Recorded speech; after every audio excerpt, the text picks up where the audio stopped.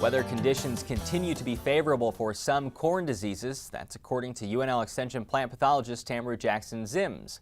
Tamra says two that are now popping up in a few Nebraska locations are northern cornleaf blight and gray leaf spot.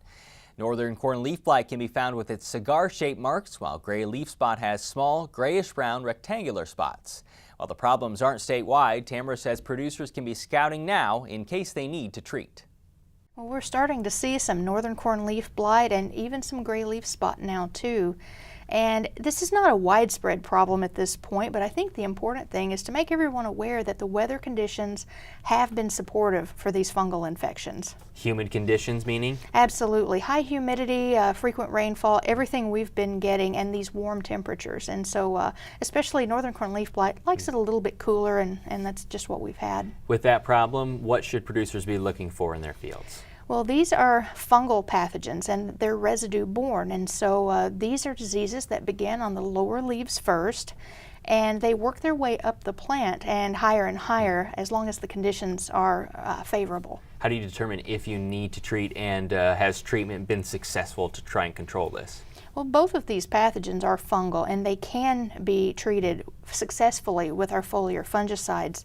The fields I've seen so far probably were not to that point yet. We look for a severity of the disease and how much leaf area is covered and how high on the plant it is, because of course we want to protect especially our ear leaf and above that for yield. With northern cornleaf blight, what management decisions can you make in the future that would maybe minimize the chance of you seeing this again in your fields?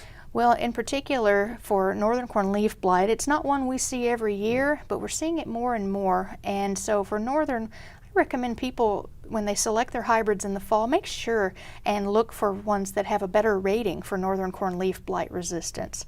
And especially keep in mind too, this fungus is variable. We have at least 2 races of it that can occur, and so a couple things to keep in mind there. Crop rotation? Absolutely. Crop rotation is the other one. Good choice there. Crop rotation, if people are still managing residue with tillage, that can help, but of course remember this is a systems approach and there are a lot of benefits to no-till. And you said this can kind of look like Goss's wilt as well. What about gray leaf spot?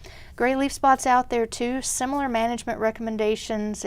Of course a fungicide can help manage it if you think you need it, as well as crop rotation. You said before that at tasseling you found that fungicides are more effective than maybe before in the season. In previous years in our annual foliar fungicide trials, we've gotten our most consistent benefits from applications made around that tasseling or shortly thereafter, those time stages. And so that'd be something to keep in mind, but part of that is because of the weather. It's conducive around that time period. So people need to get out and scout their fields, and especially targeting those hybrids that they know are sensitive. On the Market Journal website, we'll link to Tamra's Crop Watch article with more information and videos about these diseases.